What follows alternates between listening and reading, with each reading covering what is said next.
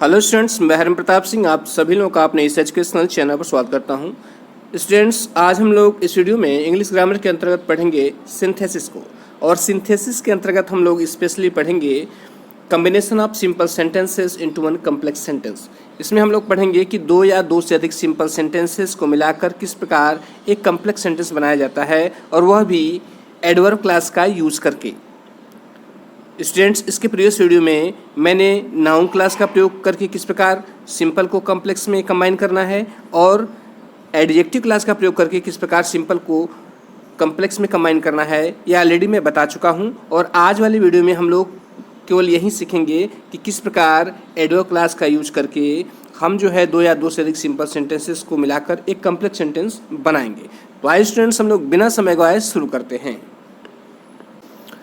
जैसा कि स्टूडेंट्स आप जानते हैं, अगर आप मेरे प्रीवियस वीडियो को देखे होंगे तो आप जानते हैं कि कॉम्प्लेक्स सेंटेंस का स्ट्रक्चर क्या होता है।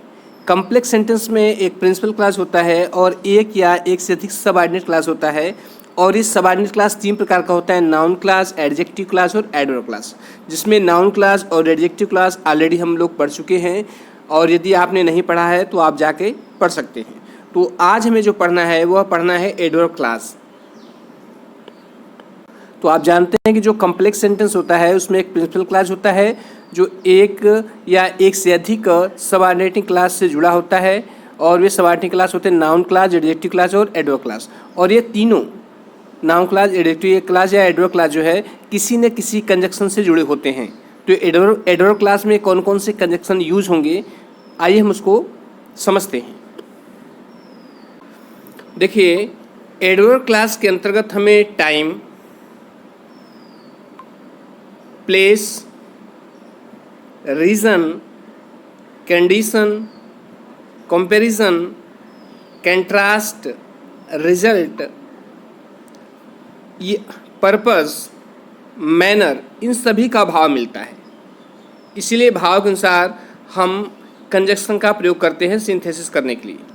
स्टूडेंट्स, एडवर्ब क्लास के अंतर्गत हमें समय का, प्लेस स्थान का, रीजन कारण का, कंडीशन शर्त का, कंपैरिजन तुलना का, कंट्रास्ट विरोध का, रिजल्ट परिणाम का, पर्पस उद्देश्य व मैनर का भाव मिलता है। और इसी भाव के अनुसार जो है हम डिफरेंट कंजक्शन का यूज करते हैं दो या दो से अधिक सिंपल सेंटेंस को मिलाकर एक कॉम्प्लेक्स सेंटेंस में कंबाइन करने के लिए। भाव के अनुसार डिफरेंट कंजक्शन यूज होते हैं। वह कंजक्शन कौन कौन से हैं, हम एक एक को बाहर से समझने का प्रयास करेंगे कि टाइम में, प्लेस में, रीजन में, कंट्रास्ट में, कंडीशन में कौन कौन से कंजक्शन यूज होते हैं। देखिए, आपके सामने हमने लिस्ट दे रखी है यहाँ पर। देखिए, टाइम प्रदर्शित करने के लिए मुख्य कंजक्शन इसमें कौन कौन से हैं। वेनेवर होता है, वेनेवर आता है, वेन आता है, वाइल आता है, टिल आता है, अनटिल आता है, बिफोर आता है, आफ्टर आता है, एज लॉन्ग एज, जिसका मतलब ज्यों ही होता है। एज लॉन्ग एज, जब तक, एज लॉन्ग मतलब जब तक। एज सुन एज का मतलब होता है ज्यों ही। सिंस भी ये समय के लिए लगता है। और नो सुनर का मतलब क्या होता है, ज्यों ही। एज सुन एज और नो सुनर का मतलब सेम ही होता है। तो ये सारे कंजक्शन जो है यूज होते हैं टाइम को प्रदर्शित करने के लिए। अब आइए हम कुछ एग्जाम्पल देखते हैं तो हम लोग को आसानी से समझ में आ जाएगा कि कैसे इसका यूज किया गया है।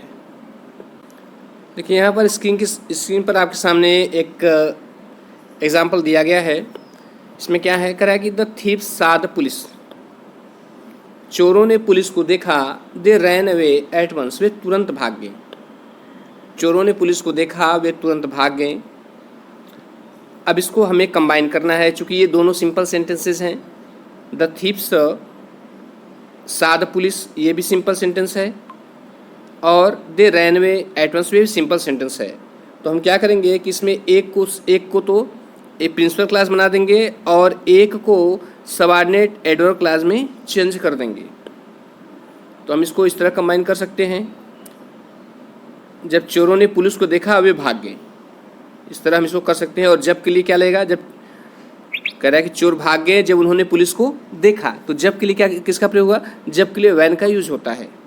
या एज सुन एज, इस तरह भी कर सकते हैं कि जो ही चोरों ने पुलिस को देखा वे भाग गए, तो यहाँ एज सुन एज का भी प्रयोग हो सकता है। तो चूंकि वेन से ज़्यादा सुटेबल एज सुन एज का ही रहेगा, क्योंकि इसमें एट वंस लगा हुआ है। एट वंस लगा हुआ है, इसलिए जो है व्हेन से ज़्यादा सुटेबल एज सुन एज ही रहेगा।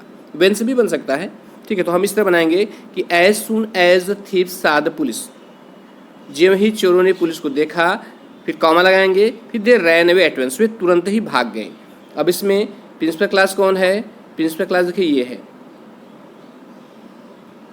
The police, sorry, they ran away at once, वे तुरंत भाग गए। ये यहाँ पर ये प्रिंसिपल क्लास है। जबकि ये as soon as the thieves saw the police, ये इतना क्या है? ये है सबऑर्डिनेट एडवर्ब क्लास। और इसमें कंजक्शन का काम कौन कर रहा है? कंजक्शन का काम कर रहा है एज सुन एज। अब आइए नेक्स्ट देखते हैं। अब देखिए हमने यहाँ पर जो इसको एज सुन एज से बनाया है, हम इसको नो सूनर से बना सकते हैं। चूँकि नो सूनर नेगेटिव सेंस रखता है, नो सूनर का मतलब भी ज्यों ही होता है।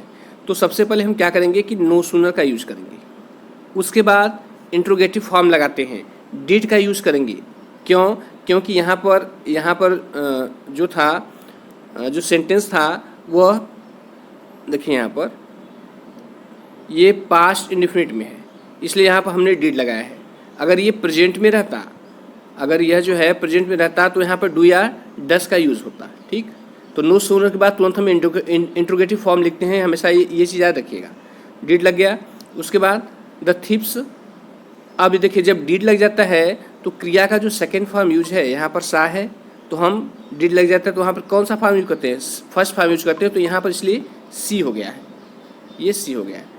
No sooner did the thieves see the police, जो ही चोरों ने पुलिस को देखा, then they ran away at once, वे तुरंत भाग गए। और एक चीज़ ध्यान रखिएगा, जिसमें नो सूनर यूज होता है सबसे पहले नो सूनर लगता है, सबसे पहले जो है नो सूनर लगेगा। उसके बाद अगर प्रेजेंट है, पास्ट है तो डिड का प्रयोग होगा, नहीं तो प्रेजेंट है तो डू और डस का। और जब डिड लग जाता है तो क्रिया का क्या कौन सा फॉर्म यूज होता है? फर्स्ट फॉर्म यूज होता है। और जहाँ पहला क्लास खत्म होगा, पहला क्लास कहाँ खत्म हो रहा है? ये पुलिस तक। और जो दूसरा क्लास स्टार्ट होगा, जहाँ पहला खत्म होगा दूसरा स्टार्ट होगा, उन दोनों के बीच में दैन का यूज होगा। ये इस चीज़ को आप ध्यान रखिएगा। भाई नेक्स्ट देखते हैं।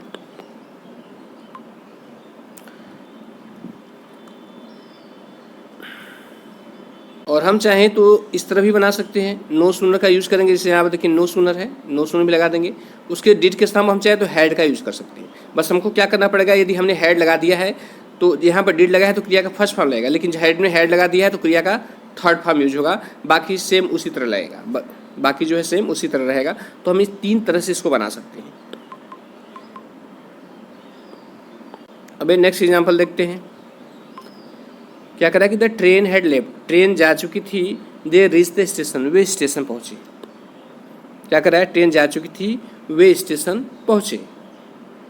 तो हम इस तरह कह सकते हैं कि उनके जाने के पहले ट्रेन जा चुकी थी। तो इसमें कंजक्शन कौन सा यूज होगा? इसमें कंजक्शन बिफोर यूज होगा। तो हम इसको इस तरह बना सकते हैं, the train had left, train जा चुकी थी, before they reach the station, उनके स्टेशन पहुंचने से पहले, ट्रेन उनके स्टेशन पहुंचने से पहले जा चुकी थी। और एक चीज़ याद रखिएगा, आपने बचपन में ये पढ़ा होगा कि डॉक्टर के आने के पहले रोगी मर गया।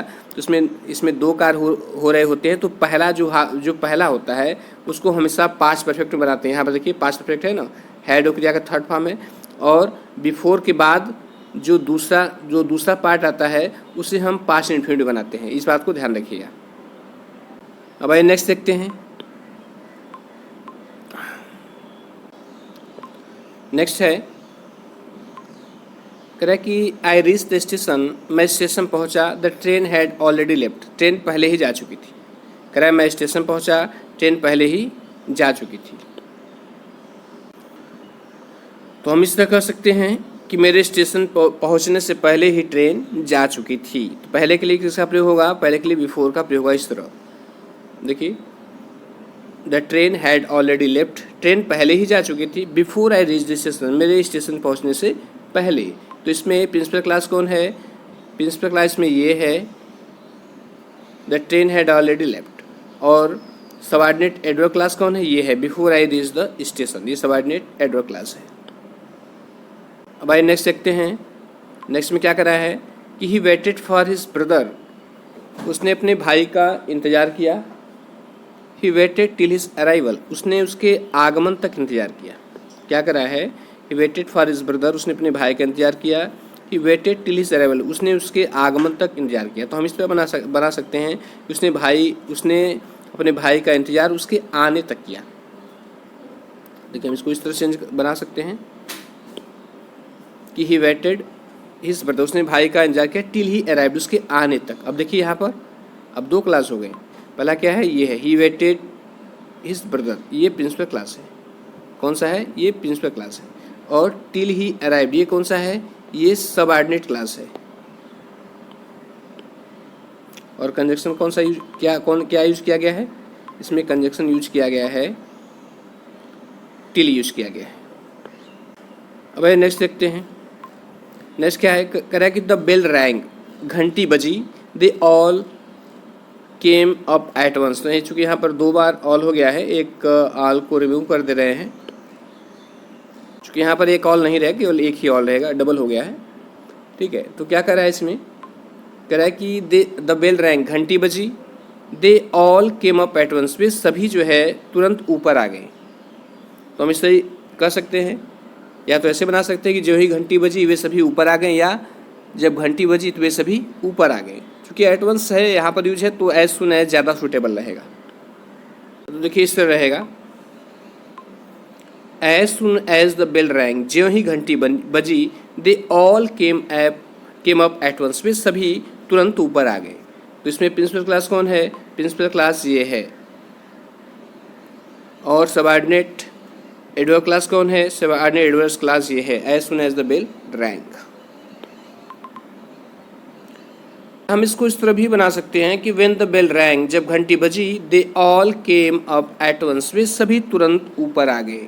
जब घंटी बजी वे सभी तुरंत ऊपर आ गए। अब नेक्स्ट देखते हैं। नेक्स्ट क्या है कि the police came, the thief had run away. कह रहे पुलिस आई, चोर भाग गए। पुलिस आई, चोर भाग गए। तो कैसे ये कंबाइन होगा? सॉरी, थोड़ा सा उसका अर्थ गलत हो गया, फिर से देखिए। क्या कह रहे? The police came, police I, the thief had run away, चोर भाग चुके थे। क्या कर रहा है? पुलिस आई, चोर भाग चुके थे। तो हम इस तरह कह सकते हैं कि चोर के भाग जाने के बाद पुलिस आई। चोर के भाग जाने के बाद पुलिस आई। देखिए इस तरह बनाएंगे इसको, the police came, police I after the thief had run away, चोर के भाग जाने के बाद। इसमें भी देखिए पास्ट टेंस में दो कार्य हुए हैं। जैसे डॉक्टर के आने के बाद रोगी मर गया, अगर इस प्रकार के सेंटेंसेज हो तो जिसमें आफ्टर लगा रहता है, तो उसके पहले वाले भाग में क्या आता है? पास्ट इंडेफिनिट का यूज़ होता है, और आफ्टर के बाद वाले भाग में जो है पास्ट परफेक्ट का यूज़ होता है, अर्थात हैड और क्रिया का थर्ड फॉर्म यूज होगा। अब नेक्स्ट देखते हैं। नेक्स्ट में क्या कर रहा है कि I always take a bath, मैं हमेशा स्नान करता हूँ। आई गो टू बेड, मैं बिस्तर पे जाता हूँ। क्या कर रहा है कि I always take a bath, मैं हमेशा स्नान करता हूँ। दूसरा सेंटेंस क्या है? आई गो टू बेड, मैं बिस्तर पे जाता हूँ। कहना ये चाह रहा है कि मैं बिस्तर पर जाने से पहले हमेशा स्नान करता हूँ। इस तरह हो सकता है कि I always take a bath, मैं हमेशा स्नान करता हूँ, before I go to bed, बिस्तर पर जाने से पहले। नेक्स्ट क्या कर रहा है कि विल यू वेट हियर, क्या तुम यहाँ पर इंतज़ार करोगे? आई एम रेडी, मैं तैयार हूँ। कह रहा है कि क्या तुम यहाँ पर इंतज़ार करोगे? मैं तैयार हूँ। इसमें ये कहना चाह रहा है कि विल यू वेट हियर, क्या आप यहाँ इंतज़ार करेंगे? अनटिल आई एम रेडी, जब तक मैं तैयार नहीं हो जाता। क्या आप मेरा यहाँ इंतज़ार करेंगे जब तक मैं तैयार नहीं हो जाता? नेक्स्ट क्या कर रहा है कि do not disturb me, do not disturb me, मुझे परेशान मत करो। I am busy with my work, मैं अपने काम में व्यस्त हूँ। कह रहा है मुझे डिस्टर्ब मत करो, मुझे परेशान मत करो, मैं अपने काम में व्यस्त हूँ। तो इसको इस तरह हम कमेंट कर सकते हैं कि मुझे डिस्टर्ब मत करो जब मैं अपने काम में व्यस्त रहूँ। इस तरह से हो जाएगा कि डू नॉट डिस्टर्ब मी, मुझे डिस्टर्ब मत करो, when I am busy with my work, जब मैं अपने काम में व्यस्त हूँ। चलिए नेक्स्ट क्वेश्चन है। क्या कर रहा है कि सी फिनिश दैट प्रोजेक्ट, उसने उस प्रोजेक्ट को समाप्त कर दिया। She at once started working on the next, वह तुरंत दूसरे पर कार्य करना प्रारंभ कर दी। कह रहा है उसने इस प्रोजेक्ट को समाप्त कर दिया, वह तुरंत दूसरे प्रोजेक्ट पर कार्य करना प्रारंभ कर दी। तो हम इसे at once as soon as की मदद से बना सकते हैं कि जो ही उसने इस प्रोजेक्ट को पूरा किया वह दूसरे प्रोजेक्ट पर काम करने लगी। हम इसको इस तरह कंबाइन कर सकते हैं कि as soon as she finish that project, जो ही उसने इस प्रोजेक्ट को समाप्त किया, she started working on the next, वो नेक्स्ट प्रोजेक्ट पर काम करने लगी।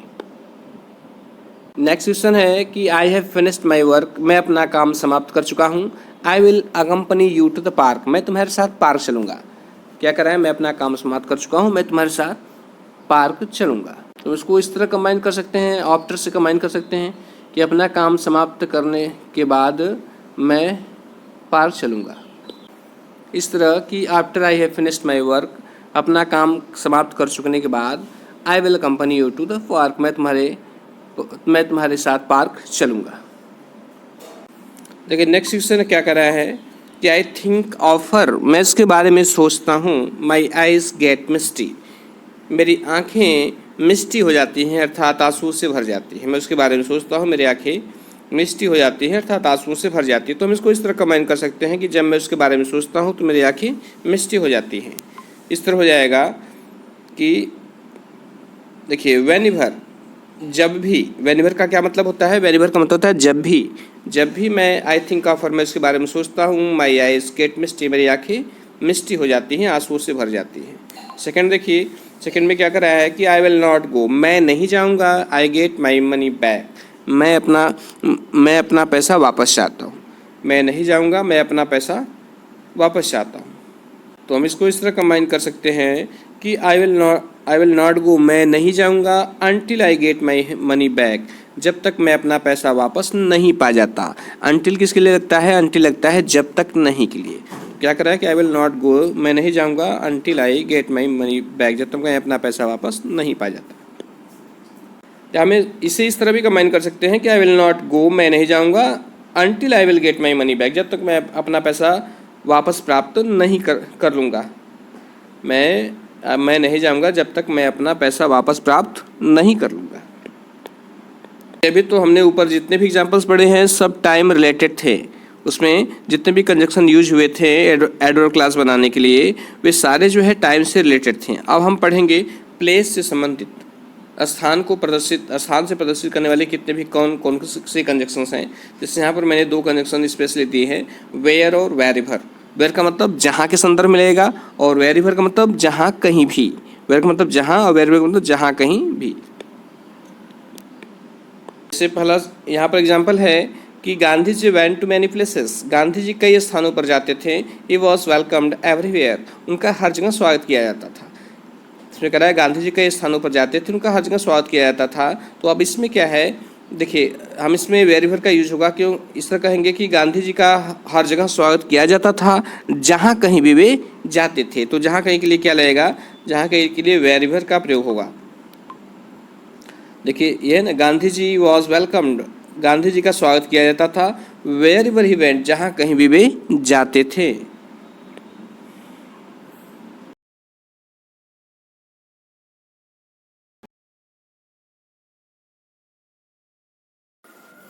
देखिए दूसरा एग्जांपल है, नेक्स्ट क्या करा इसमें, कह रहा कि he lives at some place, वह किसी स्थान पे रहता है। नोबडी लिव्स देयर, वहाँ कोई नहीं रहता। क्या करा है, पहले में कहना है कि लिव्स एट सम प्लेस, वह किसी स्थान पे रहता है। दूसरे सेंटेंस में कह रहा है नोबडी लिव्स देयर, वहाँ पर कोई नहीं रहता। तो हम इस तरह इसको बना सकते हैं कि वहाँ कोई नहीं रहता जहाँ पे वह रहता है। वहाँ कोई नहीं रहता जहाँ पर वह रहता है। तब यहाँ पर जहाँ के लिए क्या यूज होगा, यहाँ पर जहाँ के लिए वेयर का यूज होगा। तो देखिए इस तरह बनेगा, नोबडी लिव्स देयर, वहाँ कोई नहीं रहता, वेयर ही लिव्स, जहाँ पर वह रहता है। तो कंजक्शन इसमें क्या यूज है, इसमें वेयर यूज है। अब नेक्स्ट एग्जाम्पल देखते हैं। नेक्स्ट एग्जाम्पल क्या है, कह रहा कि आई सा अ प्लेस, मैंने एक स्थान देखा। Shahjahan was buried there, Shahjahan को वहाँ पर दफनाया गया था। क्या करा है कि आई सा अ प्लेस, मैंने एक स्थान देखा। Shahjahan was buried there, Shahjahan को वहाँ दफनाया गया था। तो हम इस तरह इसको लिख सकते हैं कि मैंने वह स्थान देखा जहां शाहजहां को दफनाया गया था। इस तरह होगा आई सा द प्लेस, मैंने वह स्थान देखा, वेयर, जहां पर शाहजहां वाज बरीड, शाहजहां को दफनाया गया था। तो इसमें प्रिंसिपल क्लास कौन है? प्रिंसिपल क्लास ये है आई सा द प्लेस। और सबऑर्डिनेट क्लास कौन है? सबऑर्डिनेट क्लास यहाँ से है, वेयर शाहजहां वाज बरीड से। वे नेक्स्ट देखते हैं। नेक्स्ट क्या है? कह रहा है कि I was standing on the road, मैं सड़क पर खड़ा था। My father left me there, मेरे पिताजी ने मुझे वहाँ छोड़ दिया। मैं सड़क पर खड़ा था, मेरे पिताजी ने मुझे वहाँ छोड़ दिया। हम इस तरह इसको बनाएंगे कि मैं वहाँ खड़ा था जहाँ मेरे पिताजी ने, मैं सड़क पे वहाँ खड़ा था जहाँ मेरे पिताजी ने मुझे छोड़ दिया था। तो इस तरह हो जाएगा कि I was standing on the road, मैं सड़क पे खड़ा था, वेयर, जहाँ माई फादर लेफ्ट मी, जहाँ मेरे पिताजी ने मुझे छोड़ दिया था। अब देखिए, तो हमने देख लिया कि प्लेस संबंधित कंजक्शंस का यूज करके कैसे हम जो है एडवर्ब क्लास की मदद से दो या दो से अधिक सिंपल सेंटेंस को कॉम्प्लेक्स सेंटेंस में कंबाइन करेंगे। अब हम देखते हैं रीजन प्रदर्शित करने वाले कौन से ऐसे कंजक्शन हैं जो कारण प्रदर्शित करने के लिए लगाए जाते हैं, जिनका प्रयोग किया जाता है एडवर्ब क्लास में। तो उसमें मुख्य कंजक्शन जो हैं ये बिकॉज है, सिंस है, एज है, दैट है। तो अधिकांश इसमें विकास ही काम चल जाता है और लगाने की जरूरत नहीं पड़ती है, विकास ही काम में हो जाता है। अब जैसे यहाँ पर है आपके सामने, पहला कि ही पास द एग्जामिनेशन, उसने परीक्षा पास कर लिया। ही वर्कड हार्ड, उसने कठिन परिश्रम किया। वो परीक्षा पास कर लिया या परीक्षा उत्तीर्ण कर लिया, उसने कठिन परिश्रम किया। तो हम इसको इस तरह कंबाइन कर सकते हैं कि उसने वह परीक्षा उत्तीर्ण कर लिया क्योंकि उसने कठिन परिश्रम किया था। इसमें है कि पास एग्जाम से उसने परीक्षा पास कर लिया, तो उसमें कह रहा है ही वर्कड हार्ड, उसने कठिन परिश्रम किया था। तो हम इस तरह बना सकते हैं वह परीक्षा पास कर गया क्योंकि उसने कठिन परिश्रम किया था। इस तरह होगा, देखिए ही पास एग्जाम से, उसने परीक्षा पास कर लिया बिकॉज, क्योंकि ही हैड वर्कड हार्ड, उसने कठिन परिश्रम किया था। अब हम इसको इस तरह भी लिख सकते हैं, इस एग्जाम्पल को इस तरह भी कंबाइन कर सकते हैं कि ही हैड वर्कड हार्ड, उसने कठिन परिश्रम किया था। सॉरी, ऐसे since he had worked hard, चूंकि उसने कठिन परिश्रम किया था, ही पास एग्जामिनेशन, उसने परीक्षा पास कर लिया। तो हम इस तरह भी कर सकते हैं, यहाँ पर सिंस का भी यूज कर सकते हैं। देखिए आगे है, हम चाहे तो इस वाले सेक्शन को पहले लिख सकते हैं, he pass the examination since he had worked hard. उसको सिंस इस वाले पार्ट को जो है, ये जो since he had worked hard, इसको हम बाद में भी लिख सकते हैं। अब देखिए एक तरीका और है, हम ऐसे भी कर सकते हैं इसको कि as he had worked hard, जैसा कि उसने कठिन परिश्रम किया था, ही पास एग्जामिनेशन, और परीक्षा पास कर गया। तो हम तीनों तरीके से इसको हम कंबाइन कर सकते हैं। नेक्स्ट है ही इज़ वीक, वह कमज़ोर है, आई शैल टीच हिम, मैं उसे सिखाऊंगा। क्या कह रहा है? वह कमज़ोर है और मैं इसे सिखाऊंगा। मैं उसे सिखाऊंगा क्योंकि वह कमज़ोर है। देखिए आई शैल टीच हिम, मैं उसे सिखाऊंगा या मैं उसे पढ़ाऊंगा, बिकॉज ही इज़ वीक, क्योंकि वह कमज़ोर है। नेक्स्ट देखिए,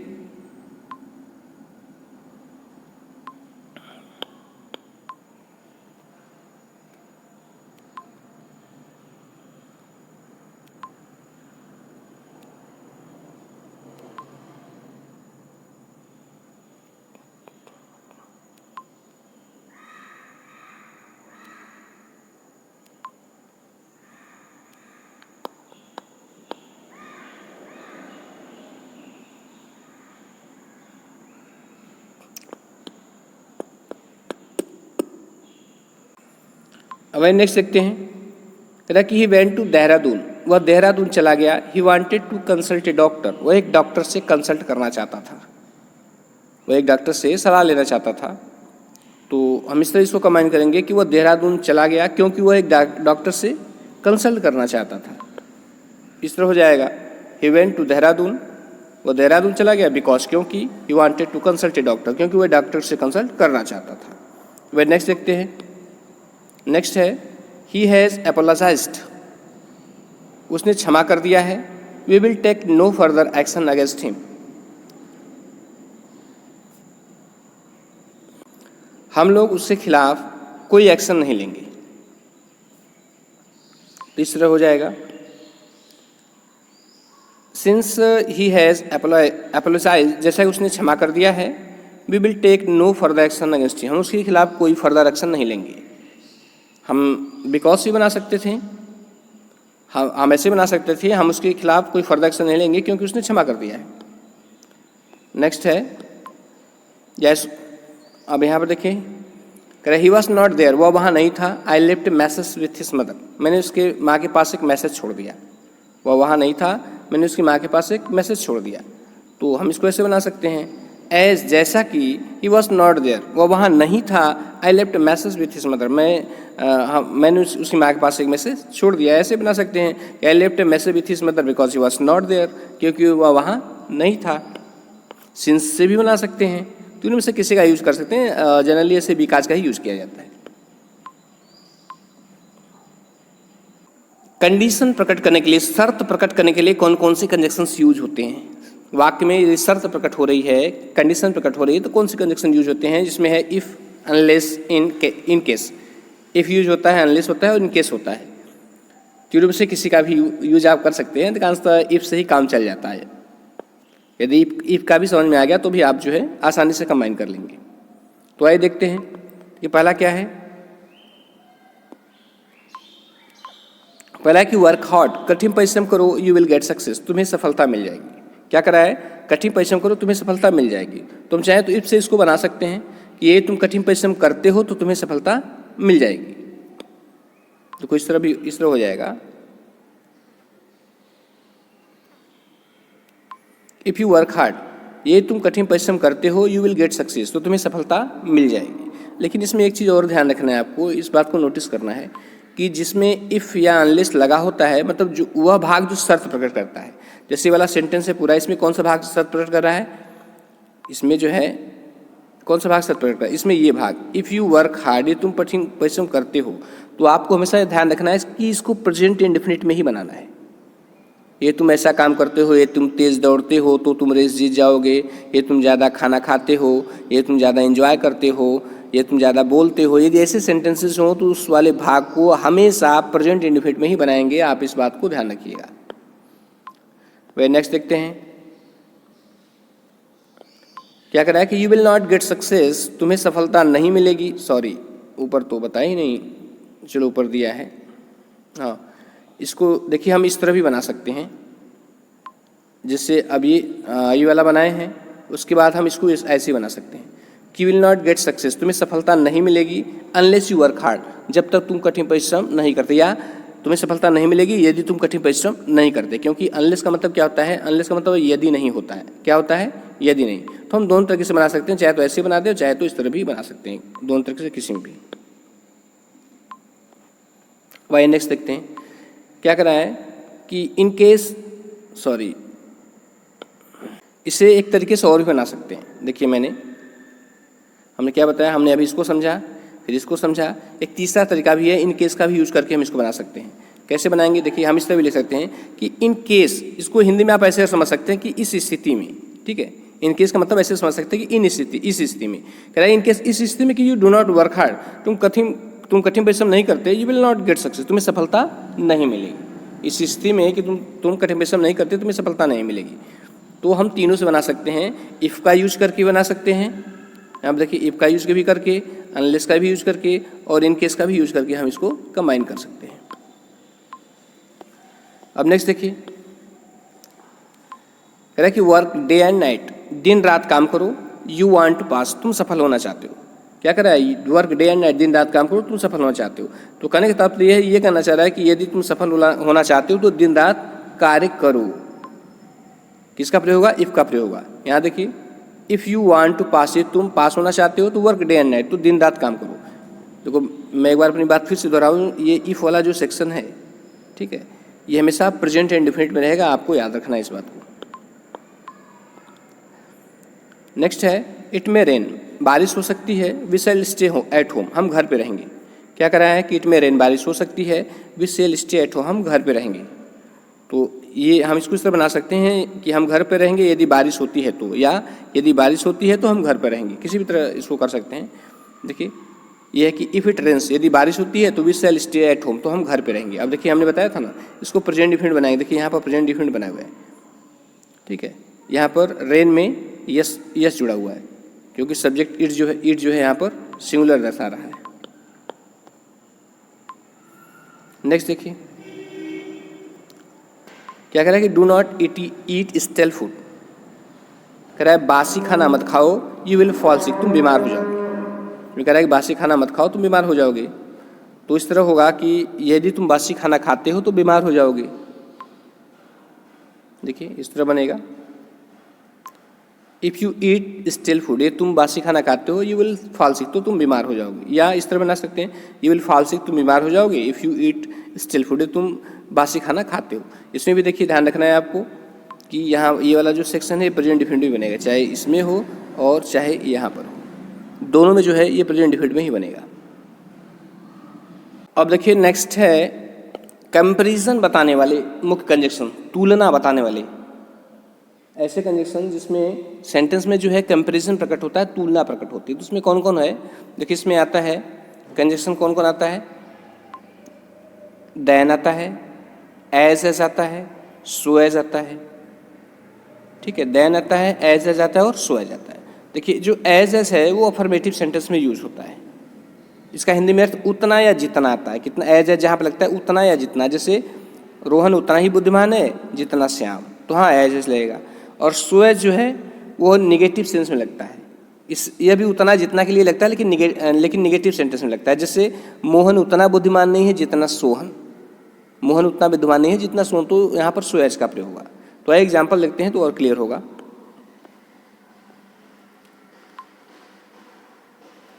देखिए यहाँ पर एग्जाम्पल है, क्या कह रहा है कि रोशनी इज ब्यूटीफुल, रोशनी सुंदर है, मोहिनी इज इक्वली ब्यूटीफुली। थोड़ा सा सेंटेंस यहाँ पर गलत हो गया है, यहाँ पे ब्यूटीफुली नहीं होगा, ब्यूटीफुल होगा, ठीक है। थोड़ा सा इसको आप करेक्शन कर लीजिएगा, ठीक है। यहाँ पर ब्यूटीफुली ना होकर ब्यूटीफुल रहेगा। फिर से एक बार हम फिर से पढ़ते हैं इसको। क्या कर रहा है कि रोशनी इज ब्यूटीफुल, रोशनी सुंदर है, Mohini is equally beautiful, Mohini उसी के समान सुंदर है। तो हम इसको अब इसमें क्या है, ये कहना चाह रहा है कि रोशनी उतनी सुंदर है जितनी मोहिनी। तो अब यहाँ पर अफर्मेटिव सेंटेंस बन रहा है, तो किसका प्रयोग होगा, एज का यूज होगा। हम इसको इस तरह बनाएंगे, इसको इस तरह बनाएंगे कि Mohini is as beautiful as Roshni, Mohini उतनी सुंदर है जितनी रोशनी। तो अभी देखिए यहाँ पर एज का यूज है ना, क्योंकि ये सेंटेंस क्या बन रहा है, अफर्मेटिव बन रहा है। तो इसका हिंदी में क्या आता है, उतना जितना। सो एज का भी उतना ही जितना आता है, लेकिन उसका नेगेटिव सेंस में यूज होता है। भाई नेक्स्ट देखते हैं।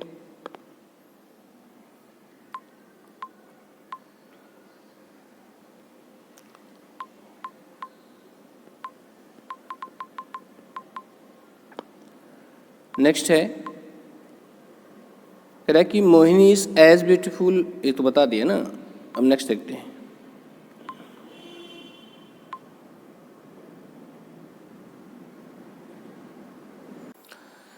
देखिए नेक्स्ट देखते हैं क्या करा इसमें कि Govind is more beautiful, Govind कहीं अधिक सुंदर है, I am less intelligent, intelligent है। Govind is more intelligent, Govind कहीं ज़्यादा बुद्धिमान है, आई एम लेस इंटेलिजेंट, मैं कम बुद्धिमान हूँ। क्या कर रहा है, गोविंद ज़्यादा बुद्धिमान है, मैं कम बुद्धिमान हूँ, जिसका सीधा सा मतलब ये है कि मैं उतना बुद्धिमान नहीं हूँ जितना गोविंद। तो इसमें किसका प्रयोग होगा, सो एज का प्रयोग होगा। इस तरह होगा कि I am not so intelligent, मैं उतना बुद्धिमान नहीं हूँ एज गोविंद, जितना गोविंद। नेक्स्ट देखिए, या इसको ऐसे भी कर सकते हैं, हम इसको ऐसे भी कर सकते हैं, इस ऊपर वाले में क्या कर रहा है, गोविंद कहीं ज़्यादा बुद्धिमान है, मैं कम बुद्धिमान हूँ। इसका मतलब गोविंद मुझसे ज़्यादा बुद्धिमान है। तो हम इसको इस तरह भी लिख सकते हैं कि Govind is more intelligent than I, Govind मुझसे ज़्यादा बुद्धिमान है।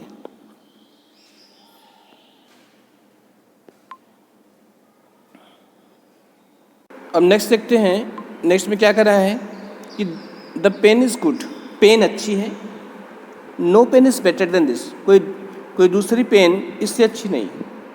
क्या कर रहा है? The pen is good, pen अच्छी है। No pen is better than this, कोई दूसरी पेन इससे अच्छी नहीं है। तो अब इसमें इसको कमेंट में कैसे बदलेंगे? देन का प्रयोग करके हम इसको बदल सकते हैं। इस तरह बना सकते हैं कि कोई पेन इस पेन से ज़्यादा अच्छी नहीं है। देखिए इस तरह, no other pen is better than this pen, कोई दूसरी पेन इस पेन से अच्छी नहीं है। ऊपर वाले में थोड़ा सा मिस्टेक है यहाँ पर द के स्थान पर अगर दिस रहेगा तो ये ज़्यादा सूटेबल रहेगा। इस तरह ठीक है कि दिस पेन इज़ गुड, ये पेन अच्छी है। No pen is better than this, इस पेन से अच्छी और कोई पेन नहीं है। तो हम इस तरह बना सकते हैं कि no other pen is better than this pen, कोई दूसरी पेन उतनी अच्छी नहीं है जितनी यह पेन। अब नेक्स्ट देखते हैं।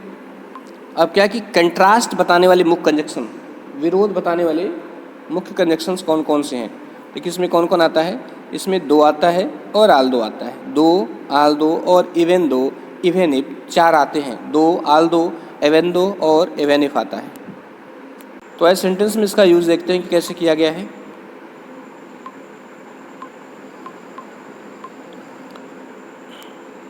देखिए आपके सामने एक एग्जाम्पल दिया गया है। इसमें क्या है कि ही इज़ पुअर, वह गरीब है। ही इज़ ऑनेस्ट, वह ईमानदार है। वह गरीब है, वह ईमानदार है। तो हम इसको इस तरह भी कर सकते हैं कि वह गरीब है फिर भी ईमानदार है।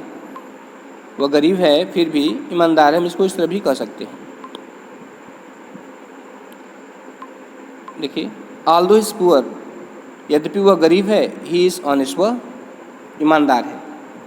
हमने यहाँ पर देखिए कामा लगा दिया है और हम चाहे तो यहाँ पर एट का भी यूज़ कर सकते हैं। यहाँ पुअर के बाद हम एट का भी यूज़ कर सकते हैं। नेक्स्ट देखिए, कह रहा है कि he has plenty of money, उसके पास ढेर सारा पैसा है। ही डज नॉट स्पेंड, वह खर्च नहीं करता। कह रहा है उसके पास ढेर सारा पैसा है, वह खर्च नहीं करता। तो हम इस तरह बनाएंगे कि उसके पास ढेर सारा, यद्यपि उसके पास ढेर सारा पैसा है वह खर्च नहीं करता। ठीक है, हम इसको इस तरह भी चेंज कर सकते हैं कि दो या आल दो, कोई एक यूज कर सकते हैं। चाहे दो यूज करें और चाहे आल दो यूज करें। कह रहे कि दाउ आल दो ही हैज़, चाहे हम एक यूज करेंगे। He has plenty of money, उसके पास ढेर सारा पैसा है। यद्यपि उसके पास ढेर सारा पैसा है। डज नॉट स्पेंड मनी, वह पैसे खर्च नहीं करता। और जहाँ हमने कामा लगाया है, यहाँ पर अगर हम चाहें तो यहाँ पर हम एट का भी यूज़ कर सकते हैं। जो सेंटेंस देखिए, इवन दो, जो इवन दो का यूज़ होता है वो क्या होता है कि स्लाइटली स्ट्रॉन्गर फ्रॉम एल्दो होता है। आल्दो से थोड़ा स्ट्रॉन्ग फीलिंग के लिए उसको लगाया जाता है, मतलब और मजबूत तरीके से बात को रखने के लिए वहाँ पर इवन दो का यूज़ किया जाता है। जैसे यहाँ पर देखिए लिखा है कि we decided to buy the house, हमने घर को खरीदने का निर्णय लिया। We did not really have enough money, हमारे पास वास्तव में पर्याप्त पैसा नहीं था। पहले वाले में क्या करा है, कह रहा है कि हमने घर खरीदने का निर्णय लिया। फिर दूसरे सेंटेंस में कह रहा है कि हमारे पास वास्तव में पर्याप्त पैसा नहीं था। तो हम इस तरह कर सकते हैं कि we decided to buy the house, हमने घर खरीदने का निर्णय लिया। इवन दो, कह रहा है यद्यपि we did not really have enough money, हमारे पास पर्याप्त पैसा नहीं था। हम वहाँ पर चाहें तो आल्दो का भी प्रयोग कर सकते हैं, लेकिन यहाँ पर इवन दो जो है वो थोड़ा स्ट्रॉन्गर फॉर्म को यहाँ पर व्यक्त कर रहा है। जैसे यहाँ पर है, कह रहा है कि the exam was easy, exam सरल था, परीक्षा सरल थी। आई फेल, में असफल हो गया। परीक्षा सरल था, मैं असफल हो गया। देखिए यहाँ विरोधाभास प्रकट हो रहा है। परीक्षा सफल है तो पास हो जाने की, लेकिन वो असफल हो गया। तो क्या करा कि यद्यपि एग्ज़ाम इजी था फिर भी मैं असफल हो गया। हम इसको इस तरह लिख सकते हैं, even though the exam was easy, यद्यपि एग्ज़ाम सरल था, आई फेल, में असफल हो गया। नेक्स्ट है, I will not tell you, मैं तुम्हें नहीं बताऊंगा। आई नो द फैक्ट, मैं तथ्य जानता हूँ। कह रहा मैं तुम्हें नहीं बताऊंगा, मैं तथ्य जानता हूँ। तथ्य का मतलब सत्य जानता हूँ। तो इस तरह होगा, यद्यपि मैं तथ्य जानता हूँ, मैं तुम्हें नहीं बताऊंगा। देखिए, I will not tell you, मैं तुम्हें नहीं बताऊंगा। Even though I knew the fact, यद्यपि मैं सत्य जानता हूँ।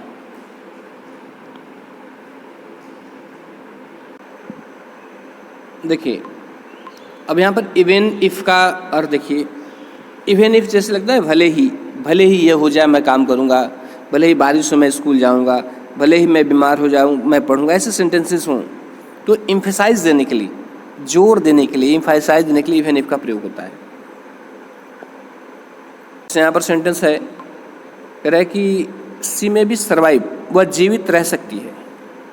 सी विल नेवर फुली रिकवर, वह अच्छी तरह से सही, मतलब पूरी तरह से सही नहीं होगी।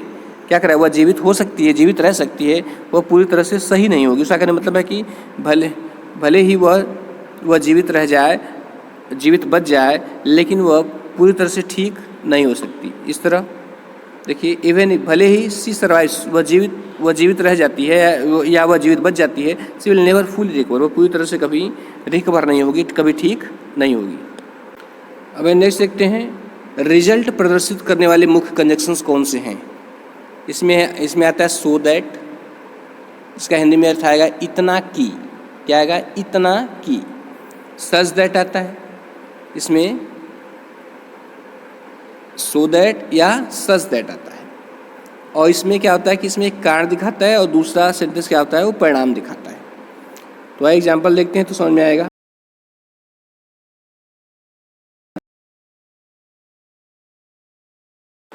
अब आइए देखते हैं रिजल्ट प्रदर्शित करने वाले कंजक्शन को। देखिए, रिजल्ट प्रदर्शित करने वाले मुख्य कंजक्शन में क्या क्या आता है।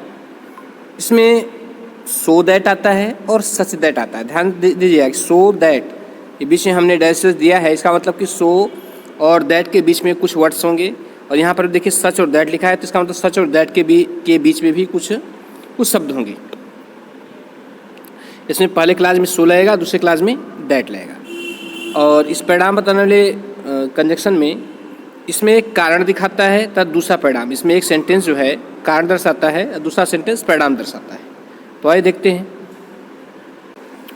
अब देखिए इस सेंटेंस में क्या कह रहा है कि ही इज़ वेरी ओल्ड, वह अत्यधिक वृद्ध है। ही कैन नॉट रन, वह दौड़ नहीं सकता। कह रहा है वह अत्यधिक वृद्ध है, वह दौड़ नहीं सकता। अब इसमें देखिए सो दैट का प्रयोग होगा। सो दैट ये इसका अर्थ इतना की के लिए लगता है। ऐसे अगर हम हिंदी में निकालें तो सो का मतलब इतना और दैट का मतलब की होता है। तो हम इसे इस तरह कंबाइन करेंगे। देखिए, ही इज सो ओल्ड, वह इतना वृद्ध है, दैट की ही कैन नॉट रन, वह दौड़ नहीं सकता। वह इतना वृद्ध है कि दौड़ नहीं सकता। वही नेक्स्ट देखते हैं। नेक्स्ट क्या है, कह रहा है कि ही वॉज वेरी पुअर, वह बहुत गरीब था। He could not buy this book, वह इस पुस्तक को खरीद नहीं सकता था।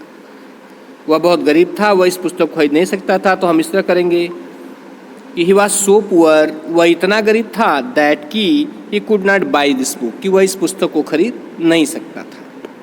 वही नेक्स्ट देखते हैं। नेक्स्ट में क्या है, he is very tired, he is very tired, वह बहुत थका हुआ है। ही कैन बेरली स्टैंड, वह मुश्किल से खड़ा हो सकता है। कह रहा है कि वह बहुत थका हुआ है, वो मुश्किल से खड़ा हो सकता है। मतलब इसको कह सकते हैं कि वो इतना थका हुआ है कि खड़ा नहीं हो सकता। देखिए, ही इज सो टायर्ड, वो इतना थका हुआ है, दैट की ही कैन बेरली स्टैंड, कि वह मुश्किल से खड़ा हो सकता है। नेक्स्ट है, ही रन्स वेरी फास्ट, वो बहुत तेज दौड़ता है। I can not catch him, मैं उसे पकड़ नहीं सकता। तो हम इस तरह बनाएंगे कि वह इतना तेज दौड़ता है कि मैं उसे पकड़ नहीं सकता। देखिए इधर, ही रन्स सो फास्ट, वो इतना तेज दौड़ता है, दैट की I can not catch him, मैं उसे पकड़ नहीं सकता। नेक्स्ट है, he spoke in A low voice, वह धीमी आवाज में बोलता है। Nobody could hear her, sorry, he spoke in A low voice, वह धीमी आवाज में बोला। नोबडी कुड हियर हर, कोई उसकी बात सुन नहीं सका। तो इस तरह हो जाएगा कि वह इतनी धीमी आवाज में बोला कि कोई उसकी बात सुन नहीं सका। देखिए यहाँ पर, he spoke in such A low voice, उसने ऐसी धीमी आवाज में बोला, दैट की नोबडी कुड हियर हर, कि उसे कोई सुन नहीं सका। नेक्स्ट है, it was hot afternoon, we start playing. कह रहा है कि ये जो आफ्टरनून का समय था गर्म था। वी स्टार्ट प्लेइंग, हमने खेलना बंद कर दिया। तो इस तरह बनाएंगे कि आफ्टरनून का समय इतना गर्म था कि हमने खेलना बंद कर दिया। इस तरह हो जाएगा, it was such A hot afternoon, ये एक ऐसा गर्म आफ्टरनून था, दैट वी स्टॉप प्लेइंग, कि हमने खेलना बंद कर दिया। अब आइए देखते हैं उद्देश्य प्रदर्शित करने वाले मुख्य कंजक्शंस कौन कौन से हैं उद्देश्य प्रदर्शित करने वाले। तो देखिए इसमें सो दैट आता है। सो दैट का हिंदी में अर्थ आएगा ताकि। देखिए उसमें भी सो दैट था, लेकिन उसमें सो और दैट के बीच में कुछ वर्ड्स थे, इसमें सो दैट साथ में ही पास में ही लगा रहेगा। सो दैट आता है, इन ऑर्डर दैट आता है, इन ऑर्डर दैट का मतलब भी ताकि होता है, और लेस्ट आता है। लेस्ट का मतलब होता है कहीं ऐसा न हो। क्या होता है? कहीं ऐसा न हो। और एक चीज़ देखिए, सो दैट था इन ऑर्डर दैट के बाद, यहाँ पर देखिए सो दैट था इन ऑर्डर दैट के बाद में यदि principal class present continuous present में है, प्रेजेंट टेंस में, तो मे का यूज़ होता है। और यदि प्रिंसिपल क्लास पास्ट टेंस में है तो माइट का प्रयोग होता है। ये ध्यान रखिएगा कि सो दैट और इन ऑर्डर दैट इन दोनों के साथ जो है, यदि प्रिंसिपल क्लास प्रेजेंट में है तो मे का प्रयोग होगा, और प्रिंसिपल क्लास यदि पास्ट में है तब माइट का प्रयोग होगा। ये याद रखिएगा। और एक बात और ध्यान रखना है आपको कि लेस्ट के साथ शुड का प्रयोग होता है। यदि कहीं पर लेस्ट यूज किया गया है तो आपको हमेशा सेंटेंस में आप भी शुड का यूज करेंगे। अब एक एग्जांपल देखते हैं।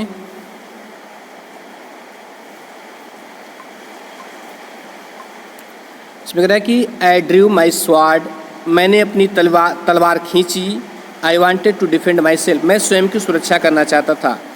कह रहा है कि मैंने अपनी तलवार खींची, मैं स्वयं की सुरक्षा करना चाहता था। तो इस तरह हुआ कि मैंने अपनी तलवार खींची ताकि मैं अपनी सुरक्षा कर सकूं। इस तरह होगा कि आई ड्रू माई स्वॉर्ड, मैंने अपनी तलवार खींची, सो दैट, ताकि I might defend my self, ताकि मैं अपनी सुरक्षा कर सकूं। अब यहाँ पर देखिए, यहाँ पर ड्रू क्या है? पास्ट क्रिया के सेकेंड फॉर्म है, तो पास्ट इंडिफिनिट में है, इसका मतलब पास्ट टेंस में है, इसलिए यहाँ पर सो दैट के साथ माइट का यूज़ किया गया है। अगर यह प्रेजेंट में होता तो यहाँ पर मे का यूज़ होता। इस बात को ख्याल करिएगा। अब भाई नेक्स्ट देखते हैं। नेक्स्ट क्या है? थोड़ा बारिश हो रही है इसलिए हो सकता है कि आवाज़ वीडियो में आ रही हो आप लोगों को, लेकिन हमें अपने काम को रोकना नहीं है, हम लोगों को अपना काम पूरा करना है। तो आइए देखते हैं क्या कह रहा है कि ही वर्क्स हार्ड, वह कठिन परिश्रम करता है। He wants to get first division, वह प्रथम श्रेणी प्राप्त करना चाहता है। क्या कर रहा है? ही वर्क्स हार्ड, वह कठिन परिश्रम करता है, वह प्रथम श्रेणी प्राप्त करना चाहता है। तो हम इस तरह कंबाइन कर सकते हैं इसको कि वह कठिन परिश्रम करता है ताकि प्रथम श्रेणी प्राप्त कर सके। देखिए इस तरह हो जाएगा, he works hard so that he may gate first division. अब देखिए यहाँ पर वर्क्स लगा हुआ है, प्रेजेंट इंडिफिनिट प्रेजेंट में है, तो यहाँ पर जो इसके साथ क्या आएगा? मे आएगा। अगर ये पास्ट में रहता तो यहाँ पर माइट आता। अब नेक्स्ट एग्जाम्पल देखते हैं। नेक्स्ट एग्जाम्पल में क्या है? कह रहा है कि वॉक केयरफुली, सावधानी पूर्वक चलो, यू मे फॉल, तुम गिर सकते हो। कह रहा है सावधानी पूर्वक चलो, तुम गिर सकते हो। तो हम इसको इस तरह कंबाइन करेंगे, सावधानी पूर्वक चलो, कहीं ऐसा ना हो कि गिर जाओ। और कहीं ऐसा ना हो के लिए मैंने क्या बताया था? मैंने बताया था लेस्ट यूज होगा, और लेस्ट जब भी लगेगा तो उसके साथ किसका यूज होगा? उसके साथ शुड का यूज होगा। तो इस प्रकार हो जाएगा, वॉक केयरफुली, सावधानी पूर्वक चलो, लेस्ट यू शुड फॉल, कहीं ऐसा ना हो कि तुम गिर जाओ। आज नेक्स्ट पढ़ते हैं। नेक्स्ट में कह रहा है कि स्कूल्स वर क्लोज अर्ली, स्कूल जल्द बंद हो गए। Students could reach home before thunderstorm, बच्चे तूफान आने से पहले घर पहुंच सके। क्या कह रहा है? स्कूल जल्द बंद हो गए, बच्चे इस तूफान आने से पहले घर पहुंच सकें। तो हम इस तरह बनाएंगे कि स्कूल जल्द बंद हो गए ताकि बच्चे तूफान आने से पहले घर पहुंच सके। देखिए इस तरह, schools were close early, school जल्दी बंद हो गए। इन ऑर्डर दैट, चाहे सो दैट लगाएं चाहे इन ऑर्डर दैट लगाएं, दोनों में से जो है हम कोई यूज कर सकते हैं। सो दैट भी यूज कर सकते हैं। In order that student might reach home before thunderstorm. अब देखिए यहाँ पर ये है, ये पास्ट इन्फिनिट में है, इसलिए यहाँ पर जो लगा है वो माइट लगा है। अगर प्रेजेंट में रहता तो मे लगता। और आपको ये बात याद रखनी है कि सो दैट और इन ऑर्डर दैट, इन दोनों का प्रयोग एक दूसरे के स्थान पर हो सकता है, चाहे आप सो दैट लगाएं चाहे इन ऑर्डर दैट लगाएं। अब नेक्स्ट कंजक्शन देखते हैं। देखिए मैनर प्रदर्शित करने वाले मुख्य कंजक्शन, जो कि मैनर प्रदर्शित करने के लिए जो मुख्य कंजक्शन यूज होता है वो एज होता है। एज और भी कंजक्शन यूज होते हैं, लेकिन एज के प्रयोग से आप जो है सभी को कर सकते हैं। तो मैंने केवल एक ही लिया है, यहाँ पर एज ही लिया है। तो देखिए इस तरह यहाँ पर लिखा है you have welcomed me in a certain way, तुमने मेरा एक निश्चित तरीके से स्वागत किया है। I will welcome you in the same way, मैं भी तुम्हारा उसी तरीके से स्वागत करूँगा। क्या कर रहा है कि तूने मेरा एक निश्चित तरीके से स्वागत किया, मैं भी तुम्हारा उसी तरह स्वागत करूँगा। तो सीधा सा इस तरह हो जाएगा कि मैं तुम्हारा स्वागत करूँगा जैसा तुमने मेरा किया है। देखिए आई विल वेलकम यू, मैं तुम्हारा स्वागत करूँगा एज यू हैव वेलकम्ड मी, जैसा कि तुमने मेरा किया है। और नेक्स्ट देखते हैं क्या कह रहा है कि you have treated me in a certain way, तुमने मेरे साथ एक अच्छा मतलब एक निश्चित तरीके से ट्रीट किया था, तूने मेरे साथ एक निश्चित तरीके से व्यवहार किया है। I will treat you in the same way, मैं भी तुम्हारे साथ वैसा ही ट्रीट करूँगा। तो ठीक इसमें एज उसी तरह लगेगा कि आई विल ट्रीट यू, मैं तुम्हारे साथ व्यवहार करूँगा as you have treated me, जैसा कि तूने मेरे साथ किया है। अब इसमें देखिए कह रहा है कि my elder brother teaches me, मेरा बड़ा भाई मुझे पढ़ाता है। I learn my lesson according he, मैं उसके अनुसार अपना लेसन याद करता हूँ। मेरा बड़ा भाई मुझे पढ़ाता है, मैं उसके अनुसार अपना लेसन याद करता हूँ। तो हम इस तरह इसको कंबाइन कर सकते हैं कि मैं अपना लेसन याद करता हूँ जैसा मेरा बड़ा भाई पढ़ाता है। इस तरह होगा, देखिए आई लर्न माई लेसन, मैं अपना लेसन याद करता हूँ as my elder brother teaches me, जैसे मेरा बड़ा भाई मुझे पढ़ाता है। तो स्टूडेंट्स इसी के साथ जो है ये पूरा कंप्लीट होता है। और मैं ऐसा करता हूँ कि आप लोगों ने वीडियो को एंजॉय किया होगा। वीडियो थोड़ा लंबा हो गया है क्योंकि मैंने बहुत सारे एग्जांपल्स लिए हैं ताकि आपको अच्छी तरह से सारी चीज़ें क्लियर हो जाए। तो स्टूडेंट्स वीडियो देखने के लिए बहुत बहुत धन्यवाद, और यदि अच्छा लगा हो तो लाइक सब्सक्राइब शेयर करिएगा। Thank you.